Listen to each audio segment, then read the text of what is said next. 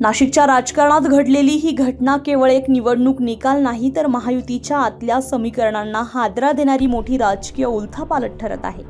स्पष्ट बहुमत असूनही पराभव आणि केवळ एक मत असलेल्या अपक्ष उमेदवाराचा विजय, या सगळ्या मागे नेमकं काय घडलंय याची चर्चा सध्या राजकीय वर्तुळात जोर धरू लागली आहे. नाशिक स्थानिक स्वराज्य संस्था मतदारसंघात महायुतीकडे तब्बल 466 मतांचं स्पष्ट बहुमत होतं. भाजप, शिवसेना आणि राष्ट्रवादी या तिन्ही पक्षांची ताकद एकत्र असताना शिवसेनेचे अधिकृत आणि महायुतीचे उमेदवार नरेंद्र दराडे यांचा विजय जवळपास निश्चित मानला जात होता. मात्र प्रत्यक्ष निकालात चित्र पूर्णपणे उलट पाहायला मिळालं. मतमोजणीत नरेंद्र दराडे यांना केवळ 248 मतं मिळाली, तर अपक्ष उमेदवार गोकुळ गीते यांनी तब्बल 357 मतं मिळवत 109 मतांच्या फरकाने दराडे यांचा पराभव केला. विशेष म्हणजे गोकुळ गीते यांच्याकडे स्वतःचं केवळ एक मत असतानाही त्यांना मिळालेल्या मतांची संख्या पाहता ही केवळ साधी निवडणूक नव्हे, तर मोठ्या प्रमाणावर मतफूट झाल्याचं स्पष्ट होतं. या निकालामागे महायुतीतील तब्बल 218 मतांची फूट झाल्याची चर्चा असून या मतफुटीत सर्वाधिक मते भाजपची असल्याचं बोललं जात आहे. त्यामुळे हा पराभव केवळ आकड्यांचा नाही, तर महायुतीतील अंतर्गत असंतोषाचा परिणाम असल्याचं चित्र समोर येत आहे. दरम्यान या धक्कादायक पराभवानंतर नरेंद्र दराडे यांनी थेट मंत्री गिरीश महाजन यांच्यावर निशाणा साधत त्यांनाच या पराभवासाठी जबाबदार धरलाय. महाजन यांनी अपक्ष उमेदवार गोकुळ गीते यांना ताकद दिल्याचा गंभीर आरोप दराडे यांनी केलाय. त्यामुळे या प्रकरणाला आणखीनच राजकीय रंग चढलाय.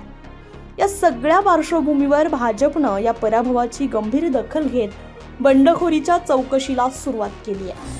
पक्षाचे उत्तर महाराष्ट्र संयोजक विजय चौधरी स्वतः नाशिकमध्ये येऊन पदाधिकाऱ्यांशी चर्चा केली आहे. शहराध्यक्ष सुनील केदार आणि गटनेते ॲडव्होकेट श्याम बडोदे यांना शहरातील मतफुटीचा सविस्तर अहवाल सादर करण्याचे आदेश देण्यात आले, तर जिल्हाध्यक्षांना ग्रामीण भागाचा अहवाल तयार करण्यात सांगण्यात आलेला आहे. नगरसेवकांशी चर्चा करून तयार करण्यात आलेला हा संपूर्ण चौकशी अहवाल आता प्रदेशाध्यक्षांकडे पाठवला जाणार असून या अहवालातूनच नेमकं कोणत्या नगरसेवकांनी पक्षाचा व्हीप न पाळता मतदान केलंय हे स्पष्ट होणार आहे. महत्त्वाची बाब म्हणजे भाजपनं या निवडणुकीसाठी आपल्या नगरसेवकांना नरेंद्र दराडे यांच्याच बाजूने मतदान करण्याचा स्पष्ट व्हीप बजावला होता. पक्षाच्या घटनेनुसार हा व्हीप न पाळणाऱ्यांवर कलम 25 अन्वये कारवाईचा इशारा देखील देण्यात आला होता. त्यामुळे आता चौकशीत ज्या नगरसेवकांची नावं समोर येतील त्यांच्यावर केवळ संघटनात्मक नव्हे, तर पालिकेतील पदांवरूनही कारवाई होण्याची शक्यता आहे. स्थायी समिती सभापती, सभागृह नेते तसेच विविध महत्त्वाच्या समित्यांवरील पदांवरून त्यांना दूर केलं जाऊ शकतं, अशी माहिती पक्षांतर्गत सूत्रांकडून मिळते. या निवडणुकीतील आकडेवारी ही तितकीच धक्कादायक आहे. एकूणच 619 मतदारांपैकी 618 जणांनी मतदान केलं. त्यापैकी 13 मते अवैध ठरली आणि विजयासाठी 303 मतांचा कोटा निश्चित करण्यात आलाय. मात्र स्पष्ट बहुमत असूनही महायुतीचा उमेदवार पराभूत होणं हेच या निवडणुकीचं सर्वात मोठं वैशिष्ट्य ठरलंय. गोकुळ गीते यांनी शिवसेनेचे सहयोगी सदस्यत्व स्वीकारलं असलं तरी त्यांच्या विजयामागे भाजपमधील अंतर्गत खेळी असल्याची चर्चा आता उघडपणे होऊ लागली आहे. त्यामुळे ही निवडणूक केवळ एक राजकीय लढत न राहता महायुतीतील अंतर्गत मतभेद आणि सत्ता संघर्ष उघड करणारी ठरली आहे.